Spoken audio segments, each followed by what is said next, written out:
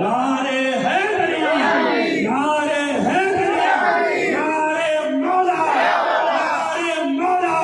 मिर्जापुर दरबार शरीफ, मिर्जापुर दरबार शरीफ, मौला पाक का दामन है, मौला पाक का दामन है। नारे तकबीर, नारे रिसालत।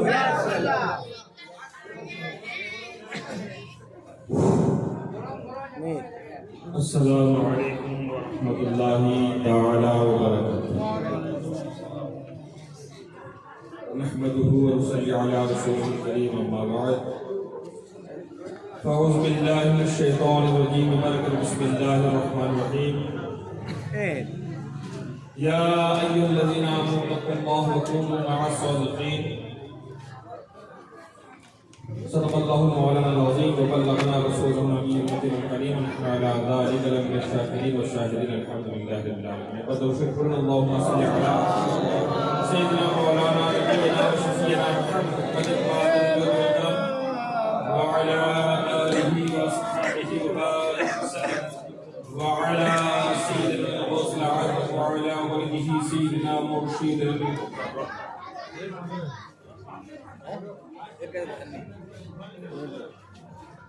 अर्श पर रहता है चर्चा औलिया अल्लाह का, अर्श पर रहता है चर्चा औलिया अल्लाह का। ऐ फलक है बोलबाला औलिया अल्लाह।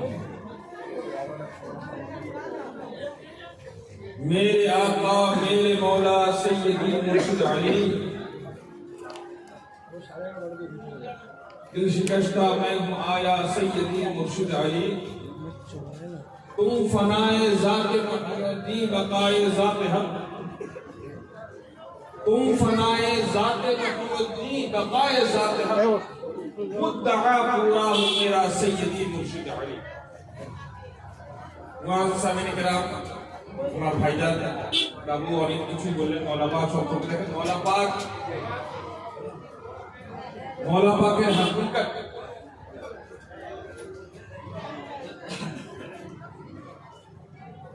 বয়ান করা আমাদের মতো নাচিদের কাজ নয়। মৌলা পাক তিনি কি ছিলেন যারা সচক্ষে দেখেছেন তারাই ভালো করে বুঝতে পারেন। কিন্তু আমরা শোনা কথা বলতে রাখি, হ্যাঁ, যারা সচক্ষে উঠতে বসতে দেখেছেন তারাই ঠিক মতো বুঝতে পারেননি। তো আমরা তাদের শোনা কাছ থেকে কি বুঝবো যে মৌলা পাক কি ছিলেন? তবু একটা জিনিস জানি, তিনি আলী কা লাডলা, হ্যাঁ, তিনি আলী কা লাডলা है। तो अली का लाडला, तो अली को जब पहचान नहीं पाए तो उनके लाडलों को क्या पहचान है? तो मौला পাকের আজকের পবিত্র উরুস উপলক্ষে আমরা উপস্থিত হয়েছি। আমি দু চারটে কথা নসিহতান বলবো, কারণ বাবু যা বলেছেন এতে আশা করি মৌলা পাক সম্পর্কে যথেষ্ট মোটামুটি আপনাদের কাছে কিছু রওশন হয়েছে। কিন্তু আসল উদ্দেশ্য হচ্ছে আমরা এই যে উরুসে আসি, কেন আসি, উরুসটা কি জিনিস? তো উরুস এসেছে হাদিসে পাকের মধ্যে একটা শব্দ আছে নাম কানামাতিল উরুস, ওইখান থেকে এই উরুস শব্দটা এসেছে। মানে এই যে হাদিসটা এসেছে নাম কানামাতিল উরুস, কখন বলা হয়? যখন মুমিন বান্দা দুনিয়া থেকে চলে যান, ইন্তেকাল করে যান, পর্দা করে নেন, তাকে যখন কবরে শোয়ানো হয়, কবরে শোয়ানোর পরে সওয়াল ও জবাব হয়। সওয়াল ও জবাবের পরে দিদারে মুস্তাফা হয়, হ্যাঁ, দিদারে মুস্তাফা হয়। আখেরি সওয়াল হয় মা কুনতা তাকুলু ফি হাক্কি হাযা রজুল। সমস্ত কিছু হয়ে যাওয়ার পর, মুখ দেখাইয়ের পর, যদি আরো গভীরে যেতে চাই, মুখ দেখাইয়ের পর, হ্যাঁ, মুখ দেখাইয়ের পর ফেরেশতাগণ বলেন নাম কানামাতিল উরুস, তোমরা শুয়ে যাও, নববধূ যেইভাবে আরাম করতে সেইভাবে। মানে একটু হয়তো আপনাদের শুনতে অসহ্য লাগতে পারে, কিন্তু বোঝার বিষয় আছে। নববধূ কেমন?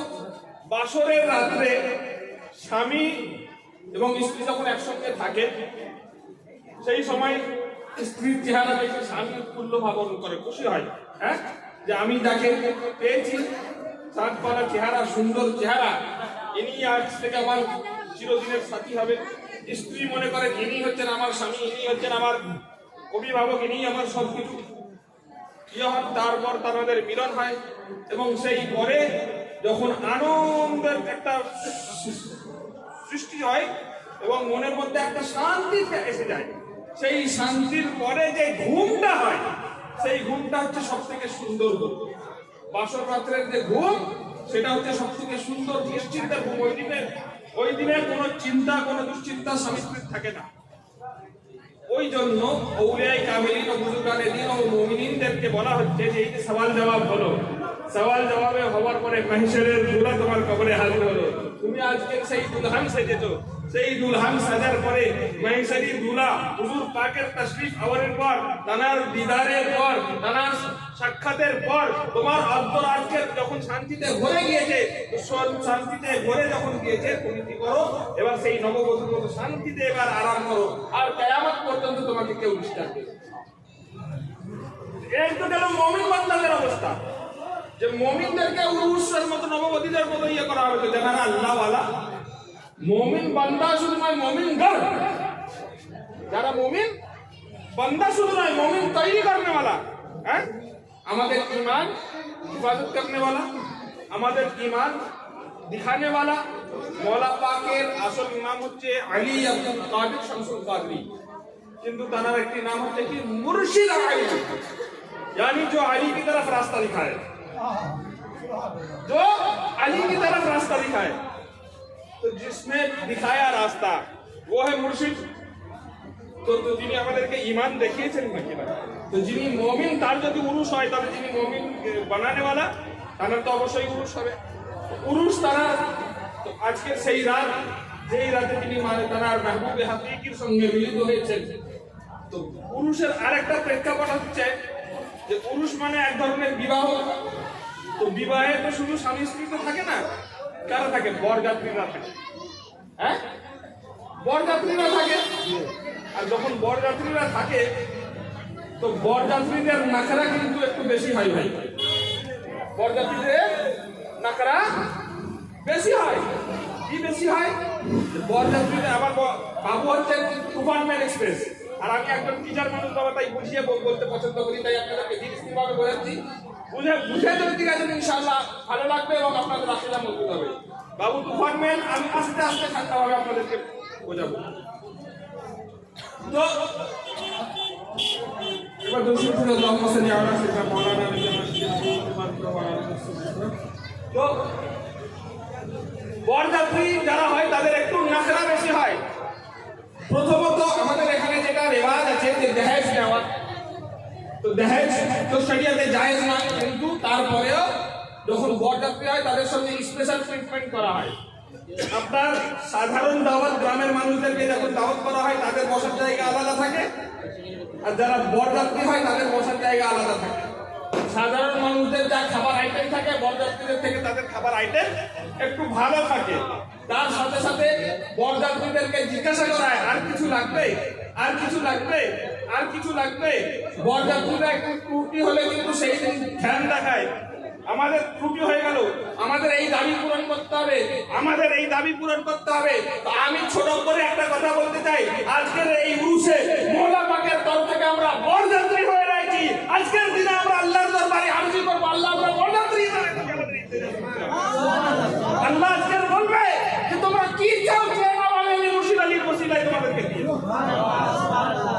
মুর্শিদ আলীর ওসিলায় আমি তোমাকে দেব, আর আমরা ইলতিজা করব। মুর্শিদ আলী জহির কি এই ইলতিজা सुनो सुनो, जख्ने कर दिया दवा पीने खुदा सुनो सुनो, गंगे मुराद से सहा भर दो ये मेरी झोलियां, मुझ में तो सो फकीर की है ये सदा सुनो सुनो। कब से ये एक बेनवा हाजिर करे हुजूर है, देखो इधर भी जरा पहले खुदा सुनो सुनो।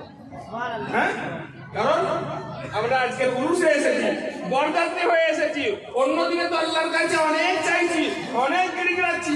আল্লাহ বেনিয়াজ আছেন, তিনি আমার দেনে ওয়ালা আছেন, দিচ্ছেন, অনেক দিচ্ছেন। কিন্তু আজকে স্পেশাল ট্রিটমেন্ট হবে যে আমার চাহিদা আলী আব্দুল কাদের শামসুল কাদরি মুর্শিদ আলী আল কাদরির দরবারে তোমরা বরযাত্রী হিসাবে এসেছো।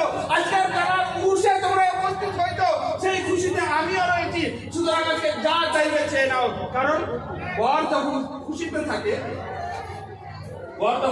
থাকে, রাস্তা দিয়ে বেরোতে গিয়ে কোনো ভিখারি যদি হঠাৎ করে এসে যায়, ভিখারি এসে গেল, তখন কিন্তু 5 টাকা 10 টাকার নোট বরের পকেট থেকে বেরোয় না। হ্যাঁ, 5 টাকা 10 টাকার নোট পকেট থেকে বেরোয় না, পকেটে হাত দিয়ে যদি 500 টাকা বেরোয়, সেই সময় খুচরো খোঁজার চেষ্টা করে না। যা, আজকের আমার খুশির দিন আছে, তুইও খুশি হয়ে যা।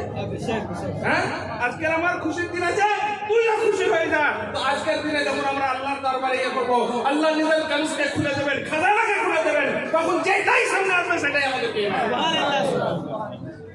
যেটাই সামনে আসবে সেটাই আমাদের কেনার জন্য। তবে শর্ত হচ্ছে একটাই, চাইতে হবে, জানতে হবে। আর চাইতে যদি না জানি তো সব কিছু বেকার। আমার বড় আফসোস হয়, আমি দেখেছি এই আমরা মেদিনীপুর শরীফে আসি, আমাদের আব্বাউ বলতেন যে আমাদের মূল উদ্দেশ্য হওয়া একটাই, মৌলা বা নিঃসন্দেহে বিভিন্ন আল্লাহর ওলিদের মাজারে যাওয়া উচিত। কারণ যেখানে যেখানে আল্লাহর ওলিরা শাহিদ রয়েছেন, সেখানে সেখানে আল্লাহর রহমত অবতীর্ণ হয়, সেখানে আল্লাহর রহমত অবতীর্ণ হয়। যেমন আপনার বিয়ের দিনে উদ্দেশ্য কি থাকে, যে বরযাত্রী ডাইরেক্ট যাবে যেখানে কন্যা আছে সেখানে। হ্যাঁ, তার আগে অন্য সময় যখন আমরা রিশতা করতে যাই, সেই সময় বিয়ে ছেলের ফুফু কে আছে, মেয়ের ফুফু কে আছে, ছেলের ফুফু কে আছে, মেয়ের খালা কে আছে, ছেলের খালা কে আছে, মেয়ের চাচি কে আছে, ছেলের চাচি কে আছে, অন্য সময় রাখা হয়। কিন্তু ওই দিন উদ্দেশ্য একটাই থাকে যে আমাকে বিয়ে করতে হবে আর আমার বরযাত্রী গিয়ে মেন জায়গায় পৌঁছাবে।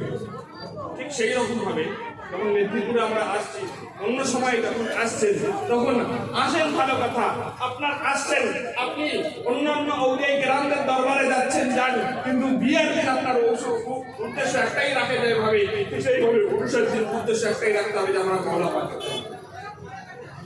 কিন্তু আমরা দুর্ভাগ্যবশত এদিকে ভটকে বেড়াচ্ছি, ওদিকে ভটকে বেড়াচ্ছি। এমনকি জিয়ারতের মওলা পাকের মাজার জিয়ারত করতে এসে অনেকে এমন হয়ে যায় আমরা যে চৌকাঠ পর্যন্ত জিয়ারত করতে পারি না, কারণ লম্বা লাইন পড়ে গেছে, অতক্ষণ দাঁড়াবো কি করে। আর আজকের দিনে আমার যদি দুয়ারে সরকারের কাজ নিতে হয়, লম্বা লাইন হয়ে যাচ্ছে, সামান্য নাম কারেকশন করতে গিয়ে লম্বা লাইনে দাঁড়াচ্ছি। আজকের ডেট আছে, আজকের পরে ডেট কবে আসবে জানি না, কাজটা আমি করে যাব, তখন কিন্তু লাইন থেকে এদিক ওদিক হয় না, ছিটকে পালাই না। কিন্তু মওলা পাকের দরবারে এসেছো, আজকের কালকে কারেকশন করার দরকার রয়েছে, সেইখানে তুমি ছিটকে পালাচ্ছ যে আমরা এখান থেকে কিভাবে যাব, অনেক বড় লাইন আছে, কিভাবে জিয়ারত করব। হ্যাঁ, সুতরাং আমাদেরকে কালকে কারেকশন করার প্রয়োজন রয়েছে, তো আমাদেরকে তো লাইনে তো একটু কষ্ট সহ্য করতে হবে, মওলা পাকের দরবারে তা হাজিরি দিতে হবে। আর মওলা পাকের দরবারে হাজিরি দিয়ে আমি বললাম যে কি হলো, মওলা পাকের হাজিরি দিয়ে আজকে আল্লাহর দরবার থেকে যা চাইবো তাই পাবো। কারণ আল্লাহ বলছে ওয়াকুনু মা'আস সাদিকিন, তোমরা সত্যবাদীদের সঙ্গী হয়ে যাও। আর সত্যবাদীদের সঙ্গী হবার কি বেনিফিট রয়েছে, একটা ছোট্ট উদাহরণ দিয়ে আমি আমার বক্তব্য বিশেষ করবো। সবাই যে গল্প ওদিকে কাফিলা পাকো বেরোবে, ধরুন এই যে মেলা বসেছে, মেলায় বিভিন্ন রকম জিনিস পাওয়া যাচ্ছে, তার সঙ্গে সঙ্গে খাবার দাবার ফল পাওয়া যাচ্ছে কিনা। দিতে গিয়ে মেলায় দেখলাম একটা ঠেলাতে আঙুর বিক্রি হচ্ছে, বেশ কিছু আঙুর। আঙুরের এক জায়গায় গুচ্ছ আঙুর আছে, গোছা আঙুর, গোছা আঙুর বুঝতে পারছেন, আমার ভাষা বুঝতে পারছেন, গোছা আঙুর আছে, আর এক জায়গায় ছাড়ানো আঙুর আছে। গোছা আঙুর যখন আমি জিজ্ঞেস করলাম, ভাই এই গোছা আঙুর, এই আঙুরের দাম কত, তো 40 টাকা এক পোয়া, 250 গ্রামের দাম 40 টাকা। যেটা ছাড়া আঙুর এর দাম কত, এক পোয়া 20 টাকা। কেন ভাই, এটা কি খারাপ আঙুর যে আপনি 20 টাকা নিচ্ছেন? আরে না না, আঙুর আমার খারাপ নয়, আঙুর ভালো আছে, পার্থক্য রয়েছে যে এইটা গোছা থেকে ছেড়ে আলাদা হয়ে গেছে, তাই এর দাম কমে গিয়েছে, কিন্তু ওটা গোছার মধ্যে রয়েছে, তাই ওর দাম বেশি হয়েছে। সেই কারণে আল্লাহ তাবারক ওয়া তাআলা বলছে ওয়াকুনু মা'আস সাদিকিন, তোমরা সত্যবাদীদের সঙ্গে হয়ে যাও, তোমার দাম করে যাবে, দাম বেড়ে যাবে। কারণ বলছে, কোন শায়ের কি বলছে যে जब तक बिके न थे कोई पूछता न था, तुमने खरीद कर मुझे अनमोल कर दिया, ততক্ষণ পর্যন্ত ইয়া মাওলা পাক তোমার হাতে বিক্রি হয়নি, ততক্ষণ আমাকে কেউ চিনতো না। তুমি যখন থেকে তুমি কিনে নিলে আমি দামি হয়ে গেলাম। হ্যাঁ, আবার আরেকটা জিনিস আছে, ওই গোছা আঙুর যখন আমি কিনলাম 40 টাকায় আপনার 250 গ্রাম এক গোছাতে ধরে নিন অনুমানিক 100খানা আঙুর থাকে, ধরুন 100খানা আঙুর থাকে, তাহলে একটা আঙুরের দাম কত পড়ছে? 40 পয়সা। এবার ওই এক গুচ্ছ আঙুরের মধ্যে সব আঙুর কি ভালো থাকে? তার মধ্যে একটা দুটো খারাপ থাকে নাকি? হ্যাঁ, একটা দুটো খারাপ থাকে। ধরে ওই একটা আঙুরের দাম 40 পয়সা, সেটা খারাপ হোক আর ভালো হোক, বোঝাই যখন নিয়েছ তো খারাপটার দামও কিন্তু 40 পয়সা হচ্ছে, ভালোটার দামও 40 পয়সা হচ্ছে। ঠিক সেই রকম ভাবে আবার যদি তুমি আপনার বলো যে না না আমি কি করব, আপনার ইয়েটা নেবো, গোছা ছাড়ানোটা নেবো, তো গোছা ছাড়ানোর মধ্যে খারাপ এক আঙুর যেমন আছে, ভালো আঙুরও তেমন আছে, তো সেই ভালো আঙুর যখন নিতে যাচ্ছ, ভালো আঙুর আপনার ওই 100টা আঙুর নিলে 250 গ্রাম হয়ে যায়, যদি হয়ে যায় ধরে নাও তাহলে 20 পয়সা করে করছে। নিচ্ছি আমি ভালো আঙুর, তারপরে খারাপ আঙুরের মতো দাম 20 পয়সা রয়েছে, আর ওইখানে আমি নিচ্ছি আমি খারাপ আঙুর, তারপরে কিন্তু 40 পয়সা রয়েছে। কারণ হচ্ছে একটাই যে আমার নিসবত নিসবত আমার ভালোর সঙ্গে হয়ে গেছে, নিসবত আমার গোছার সঙ্গে হয়ে গেছে, একত্রিত হয়ে গেছি, একসঙ্গে হয়ে গেছি, সত্যবাদীদের সঙ্গে হয়ে গেছে। আল্লাহ তাআলা কথা আমার দামকে বাড়িয়ে, হ্যাঁ দামকে বাড়িয়ে দিয়েছেন। তাই কাল হাসরের দিনে যখন আমাদের এইরকম পরিস্থিতি হবে, তখন আমাদের এই যেহেতু গোছার সঙ্গে থাকবো আমরা, তো গোছার সঙ্গে থাকার পরে আমাদের দাম বেড়ে যাবে। আর যারা আলাদা আলাদা এদিক ওদিক ছুটকে রয়েছে, ডাল থেকে আলাদা হয়ে যাবে, তাদের কোনো দাম থাকবে না। তার একটা ছোট্ট গল্প বলে যে আমি আমার বক্তব্যকে শেষ করে দিচ্ছি, কেন আমরা সত্যবাদীদের দামান ধরি। অনেকে বলে যে আল্লাহর ওয়ালিদের হাত ধরলে তোমার কি মাগফিরাত হয়ে যাবে, পীর বাবারা তোমাকে পার করে দেবে, অনেকে বলে থাকে, হ্যাঁ পীর বাবারা তোমাকে পার করে দেবে। আমি বলি যে চলো কোরআন ও হাদিস তো অনেক দূরের বিষয়, ওটা বললে হাদিস দিলে তুমি মানবে কি মানবে না, কোরআনের আয়াত বললে বলবে তরজমা ভুল করছে, অনেক রকম ব্যাপার আছে। ছোট্ট একটা উদাহরণ দিই, আমাদের প্রত্যেকের অনেকেই জানাজা পড়ার অসুখ হয়, আল্লাহ না করুক আমাদের মধ্যে অনেকেরই অনেক সন্তান ছোটবেলায় মারা যায়, বাচ্চা অবস্থায় মারা যায়, ছোটবেলায় অনেক সন্তান মারা যায়, তাদের জানাজা আমাদেরকে পড়তে হয়। যখন জানাজা যে আমরা পড়ি, সেই জানাজা পড়ার সময় আমরা জানাজার মধ্যে জানাজার বিভিন্ন দোয়া আছে, সানা আছে, দরুদে ইব্রাহিম আছে এবং দোয়া আছে, সেই দোয়াও পড়ি। সেই দোয়ার মধ্যে আপনার যখন বাচ্চার জানাজার জন্য যে দোয়া পড়ি, সেই দোয়াটাকে একবার পড়ার চেষ্টা করুন। আল্লাহুম্মা জাআলহু লানা ফারদান ওয়া জাআলহু লানা যুকরান ওয়া জাআলহু লানা শাফিআন ওয়া মুশাফফা। যখন এই যে দোয়াটাকে আমরা পড়ি, তখন এই যে দোয়াটাকে পড়ি, এই দোয়ার ট্রান্সলেশন যদি করা যায়, এর মধ্যে আছে যে শব্দটা আছে আল্লাহুম্মা জাআলহু লানা শাফিআন ওয়া মুশাফফা। বাচ্চার সম্পর্কে কি বলছি? আল্লাহ তুমি বানিয়ে দাও তাকে, আজআলহু লানা আমাদের জন্য এই বাচ্চাকে বানিয়ে দাও, কি বানিয়ে দাও? শাফিআন সুপারিশকারী। এবার চিন্তা করুন, যে বাচ্চা এখনো নামাজের ন পর্যন্ত জানে না, কালেমার ক পর্যন্ত জানে না, পেচ্ছাপ করে পানি নিতে হয় কিভাবে জানে না, তাহারাত জানে না, নাজাফাত জানে না, কিচ্ছু জানে না, দুনিয়া থেকে চলে গিয়েছে, শুধুমাত্র একটাই জিনিস হয়েছে যে গুনাহে কাবায়ের এখনো তার খাতায় লেখা হয় না। কারণ বাচ্চাদের গুনাহে কবিরা লেখা হয় না, বাচ্চাদের গুনাহে কবিরা লেখা হয় না, তো সে তার একটাই বেনিফিট যে তার কবিরা গুনাহ, বড় গুনাহ তার খাতায় লেখা হয়নি। নাহলে কোনো বাচ্চা মাসুম নয়, তার দ্বারা ভুল ভ্রান্তি হয়, কিন্তু তার গুনাহ লেখা হয় না। তো তার যদি বাচ্চার যদি এই যে কিছুই জানে না, সে গুনাহগার হওয়ার পরেও তার গুনাহ লেখা হয় না, কবিরা করেনি বলে সে যদি আমাদের সুপারিশ কাল হাসরের দিনে করতে পারে, তো যাদের জন্য কোরআনের আয়াত অবতীর্ণ হয়েছে, যাদেরকে আল্লাহ তাআলা পবিত্র করে দিয়েছেন, তারা আমাদের সুপারিশ করতে পারবে না? হ্যাঁ, তারা আমাদের সুপারিশ করতে পারবে না। তাহলে আমাদের সুপারিশের প্রয়োজন রয়েছে, তারা আমাদের সুপারিশ করতে পারবে, এই জন্য বুঝতে হবে। তাই আমরা কি করি? হুজুর গানে দিনদের দান করি। আর কেন করি? এর আগেও একবার আমি বলেছিলাম, আবারও বলছি, যে একটা বড় ইয়েতে আপনার গরু চলছে, গরু। আগেকার দিনে রাখালেরা গরু চড়াতো, এখন তো আর সেরকম নেই, রাখালেরা গরু চড়াতো। সেই রাখালেরা গরু চড়াতো, ওই রকম একটা জায়গায় অনেক গরু চড়ছে, সেই গরু চড়ছে, চড়তে চড়তে চড়তে চড়তে গরু অবলা জানোয়ার, সে বোঝে না ভালো মন্দ, তার মধ্যে থেকে একটা গরু ছিটকে একটু জঙ্গলের গরুর দিকে ঘাস খেতে খেতে চলে গেছে। যখন গভীর থেকে ঘাস খেতে খেতে যাচ্ছে যাচ্ছে যেতে যেতে অনেক গভীরে চলে গেছে, একটা বাঘের নজর তার উপরে পড়েছে। যখন একটা বাঘের নজর তার উপরে পড়েছে, সেই নজর পড়ার পরে বাঘ কি করেছে, তাকে ছিল ধরবার জন্য। এবার যখন আরো গভীরে যখন প্রবেশ করে গেছে, বাঘ এবার ওর পিছনে ধাওয়া করে। গরু ছোটে, বাঘ ছোটে, ছুটতে ছুটতে ছুটতে ছুটতে এমন একটা সময় এসেছে, সামনে একটা বিশাল ডোবা পাওয়া গেছে। ওই রকম ডোবা তার সামনে পড়েছে। তবে এখানে পানি আছে, ওখানে কিন্তু পানি নেই, চতুর্দিকে শুধু পাক আর পাক। পুকুর শুকিয়ে গিয়েছে, পাক রয়েছে শুধু।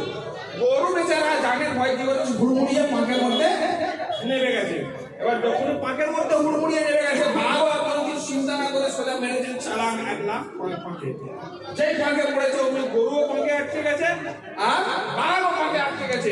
আটকে যাওয়ার পরে ওর বাঘ বলছে যে, এই বোকা, তুমি এমন কি করলে, তুমি কি করলে? দেখো দেখো এমন অবস্থা, তুমি যদি আজকে আমার পেটে যেতে তাহলে কমসে কম আমার পেটটা ভরতো। আমি যদি তোমাকে খেতে পারতাম, আমার পেটটা ভরতো, কমসে কম আমি তো বেঁচে যেতাম। এখন দেখো এই পাকে যখন পড়েছো, তুমিও মরবে, আমিও মরবো, লাভটা হলো কার? লাভটা তো কারোরই হলো না।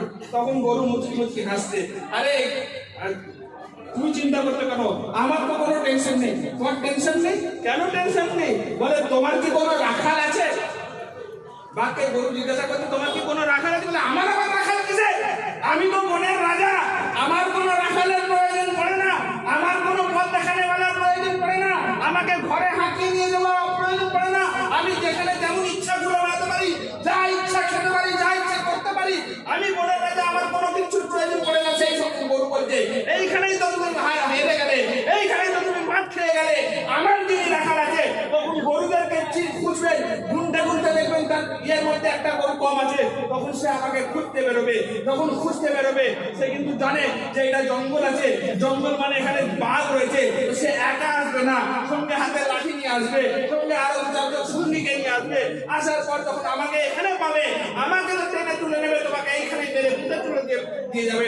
ঠিক সেরকম ভাবে কাল হাসরের দিনে আমরা যখন আমাদের গুনাহের পাকের মধ্যে ডুবে যাব, আমাদের পিছনে যারা ধাওয়া করেছিল, আমাদেরকে শিকার করার যারা চেষ্টা করেছিল, তারা যখন বলবে, আরে ভাই এ কি করলি, গুনাহের পাকে তুইও ডুবলি, গুনাহের পাকে আমাকেও ডোবালি, তার যদি আমার দলে আসিস, আমার দল ভারী হতো, তখন আমরা বলবো তোমার কোনো মুর্শিদ কি আছে?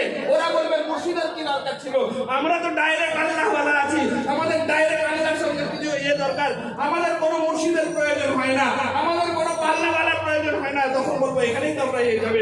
আজকের মোল্লা পাক আমাদের রয়েছেন, তিনি যখন বেরোবেন তো সঙ্গে বসে পাককে নিয়ে আসবেন, ইমামে হুসাইনকে নিয়ে আসবেন, নিয়ে আস্তে আস্তে আমাদের মতো গরুদেরকে খুঁজবেন, খুঁজে বের করার পর আমাদের কাছে তুলে নেবেন, তোমাদেরকে এখানেই লাশ কাটা করে তুলে দিয়ে চলে যাবেন। এই কারণে আমরা মোল্লা পাকের কথা বলে থাকি। আল্লাহ তাবারাক ওয়া তাআলা আমাদের সকলকে সঠিক বোঝার তৌফিক দান করুন। ওয়া আখিরু দাওয়ানা আলহামদুলিল্লাহি রাব্বিল আলামিন।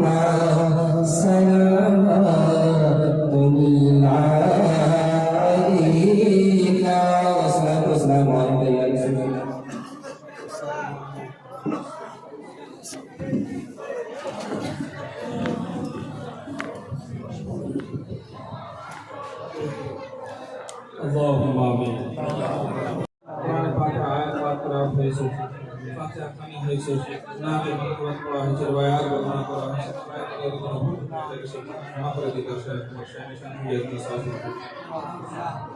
তারা সাবস্ক্রাইব তো ফাইলে দেওয়া আমি আর বাকি এলে বেলে ধরে মওলা চালিয়ে রাখতে পারি মওলা বুঝানি দিয়ে মওলা পাক এবং মওলা পাকের ফিউজন কার আমাদের পতানি ও সাথে হুজুর মওলা পাকের ওসিলানি তোমার দরবারে হাত তুলছি মওলা আমাদের সকলের গুনাহ খাতাকে মাফ করে দিও আমাদের সকলের নেক দোয়া কবুল করো হুজুর মওলা পাকের ওসিলানি তোমার দরবারে হাত তুলছি মওলা আমরা তোমার গুনাহগার সাদাকার বান্দা মওলা আমার তোমার সিয়াকার বান্দা মওলা পাকের ওসিলানি তোমার দরবারে হাত তুলছি আমাদের প্রত্যেকের যাদের যত নেক দোয়া আছে সব আমাদেরকে সকল রকম বিপদ আপদ থেকে তুমি আজকের এই পরিস্থিতির যুগে আমাদেরকে সমস্ত রকম ফিতনা থেকে তুমি হেফাজত করো আমাদেরকে সমস্ত রকম বালা মুসিবত থেকে তুমি হেফাজত করো সারা সারি হুজুর মওলা পাকের পাকে যেন আমরা হাজির হতে পারি এবং তার হুজুরে হাজির হয়ে আমরা যেন